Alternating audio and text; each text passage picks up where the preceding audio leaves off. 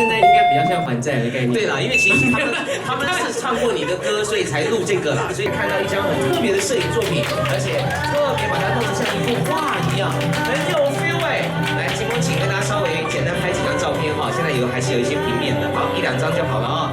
谢谢，撑着撑着。不只是拍那种特写，就是拍那种，就是说平面的照片啊，很多事情就是放在心上，不是会说的。但我那一天就是自己就是在听说有这件事情了，我就自己守候在网络上面看他们发这个，然后就不时就是去厕所整理一下仪容，真的还觉得蛮感动的，有银框，就是朋友没白活，需要的时候他们还是在的，开心。对，你看包括还有小 S 等等，大家都录上了对你。糟糕，以后这些邀歌不能推脱了。对，其实你跟人家做一些要求的时候都是欠债。以后要还的 ，OK？ 没有啦，他们现在应该比较像还债的概念。对啦，因为其实他们是唱过你的歌，所以才录这个啦，所以这个没有什么谁欠谁。我终于去讨债了，没有？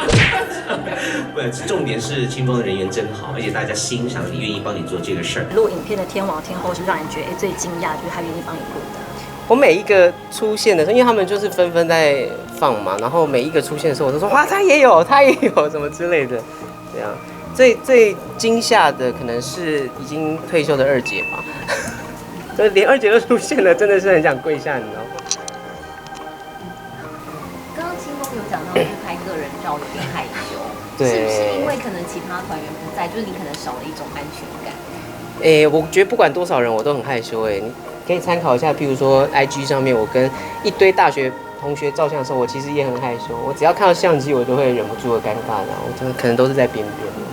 所以你手机里面照片都是一些工作上面大家传给我的自拍照。所以自己都比较少拍东西。你说自拍哦，很少啦。有一阵子就是刚开始休息的时候，可能到处旅游的时候会比较想要自拍，因为也不好意思让人家帮你拍照。是哦，好。